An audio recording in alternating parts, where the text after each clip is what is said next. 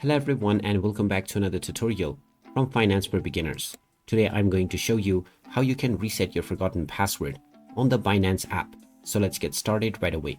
First of all, open up the Binance application and then tap on the sign up/login button. This will then take you into the login page where you can use your email address or your phone number to log in. Enter either one of these and then press the next button. And now once you're inside the password page, tap on the forgot password button. You will then be prompted to enter the verification code that will be sent to your email. Press the continue button and then just check your inbox. Once you find the verification code, you can then paste it within the given box, and now you will be allowed to create your new password. Just type in your desired new password within the new password section and then type it in once again for confirmation. After you tap on the confirm button, you will now be told that your password has successfully been changed. Now tap on login and you can then use your newly set up password to log into your account right away.